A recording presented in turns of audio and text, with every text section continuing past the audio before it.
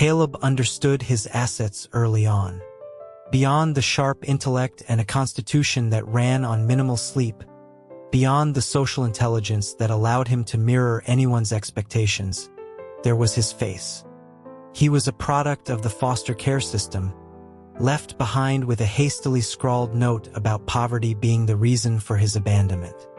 That was the only inheritance his birth parents had ever given him. From a young age, he had learned how to maximize his returns on every interaction. He knew how to be obedient and thoughtful, qualities that made him a prime candidate for adoption. His first placement was a brief taste of stability, a few years of comfort that ended abruptly when his adoptive parents, long struggling with infertility, miraculously conceived a child of their own. He was returned, the reason cited once again a familiar echo of financial hardship. At 8 years old, he was deemed too old, too set in his ways. He remained in the system, growing up alone, mastering the art of survival. He learned to read people, to navigate the complex currents of pity and annoyance, and to leverage every tool at his disposal. He polished himself into a beacon of optimism and integrity, a young man destined for success. And success he found. Caleb was now a rising star in his field, his talent and charm earning him the admiration of many. Yet he knew a crucial piece was missing. He needed a ladder, a direct route to the kind of life he truly craved, a life of untouchable power and influence. Then he found it. The CEO of his corporation, a titan of industry who made rare appearances at company galas, had a single, cherished son. This son, Julian, was a creature of a different world. He knew nothing of struggle, his existence a tapestry of art, poetry, and fleeting passions. A few weeks prior, Julian had made a spectacle of himself on the rooftop of the corporate headquarters, threatening to jump. It was a desperate, theatrical plea to his father to bless a romance with some young man. But Caleb knew the story's epilogue.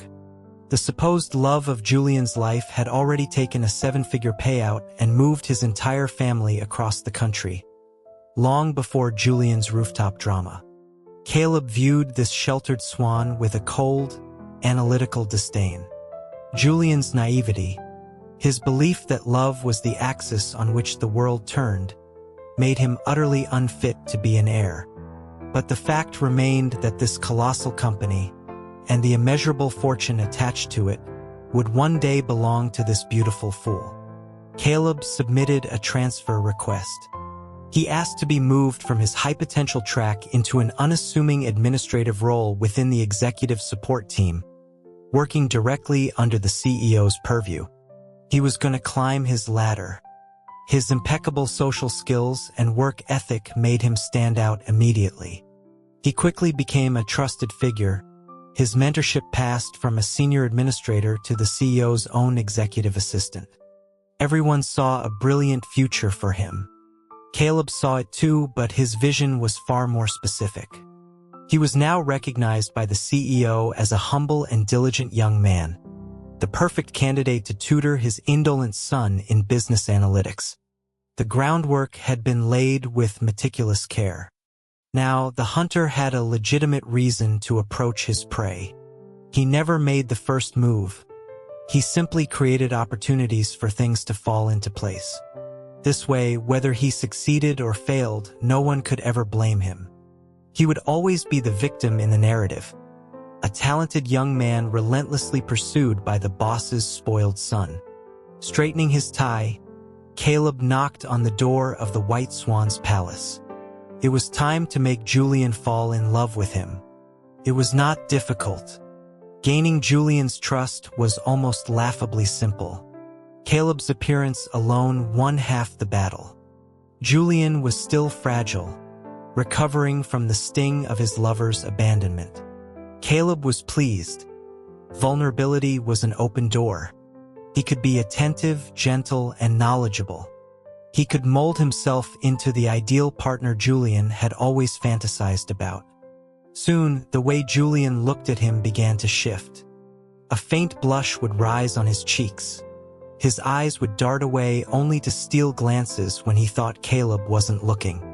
He spoke faster when they met, a nervous energy betraying a racing heart. The swan was in the net. Caleb opened a secure, encrypted file on his laptop and placed a checkmark next to an item on his internal schedule.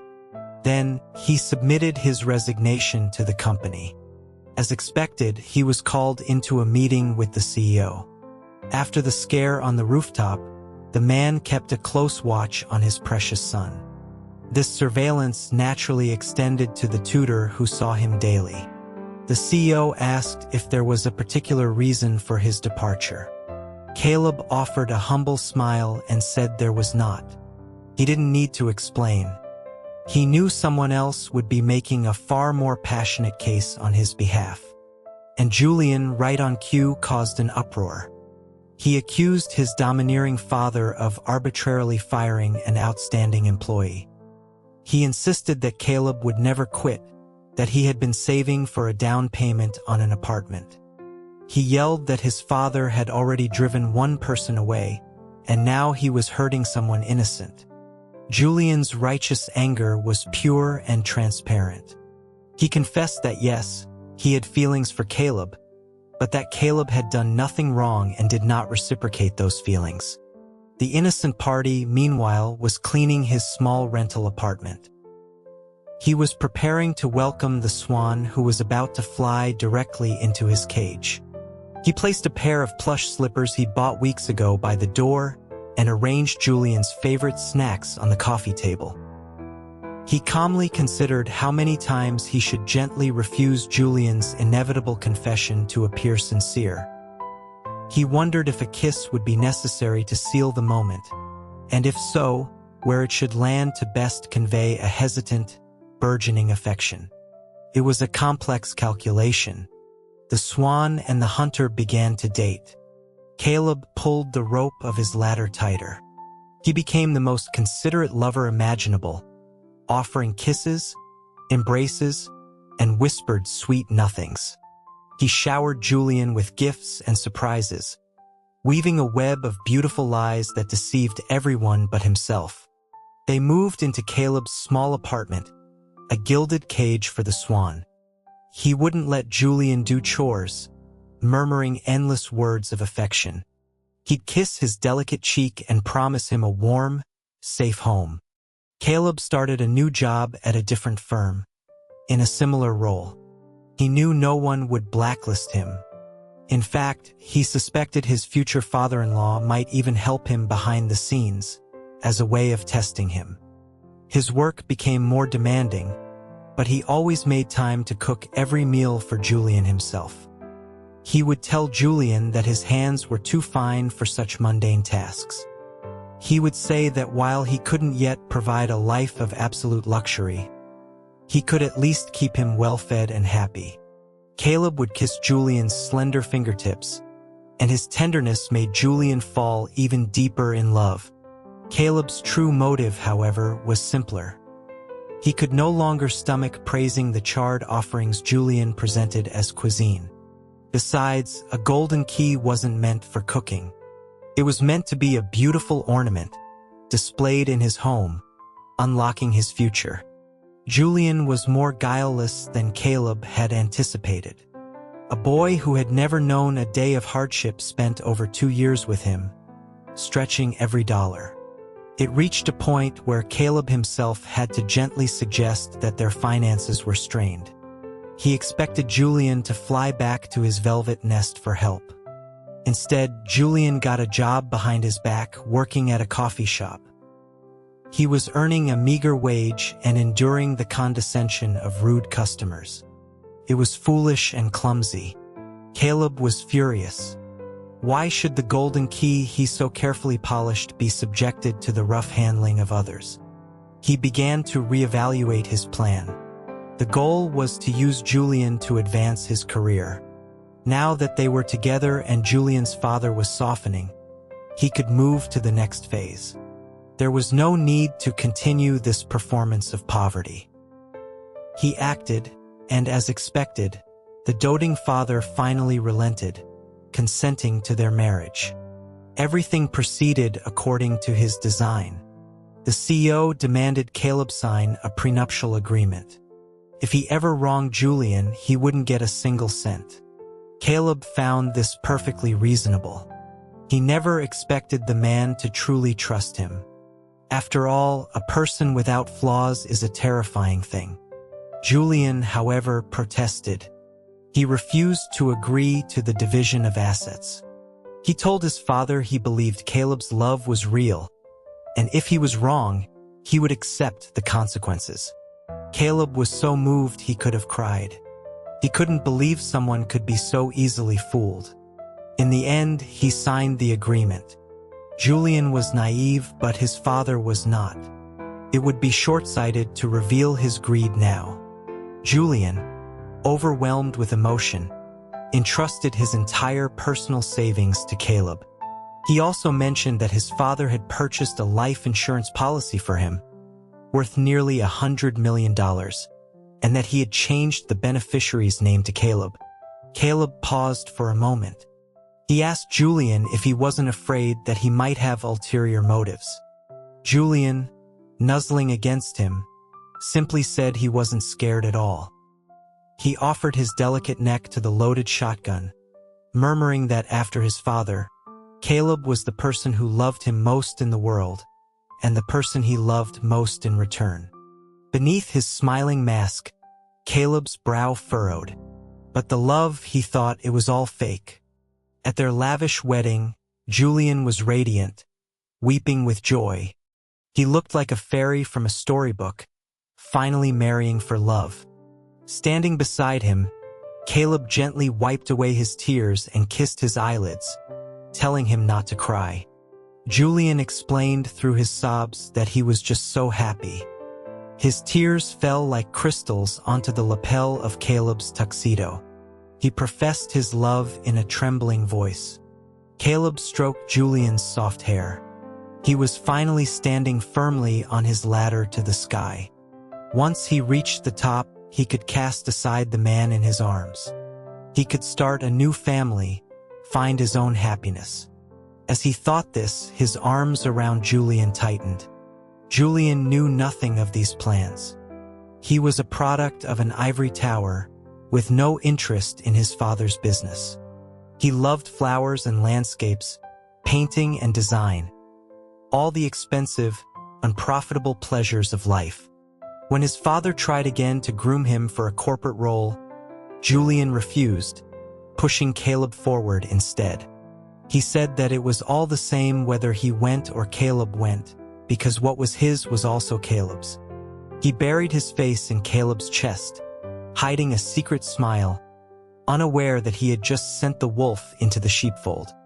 He had no idea that his family's company was slowly, quietly, about to change its name. By the time the old man noticed, it was too late. He was not as naive as his son. He knew this was not a fairy tale romance. He feared that if he were to pass away, he would be leaving his only child in a perilous situation. 8 years had passed since the wedding, and Caleb's devotion to Julian had never wavered. But for a patient predator, 8 years of lying in wait is nothing. The CEO tried to force Julian to take on corporate responsibilities, but his son complained of the exhaustion, and the majority of the tasks were quietly rerouted back to Caleb. The old man was sick with worry. His foolish son was being sold and was helping to count the money. Few people remembered that Caleb had come from the foster system. Now, in his mid-30s, he had surpassed his peers by an astonishing margin. He had achieved a level of success that even he had not anticipated.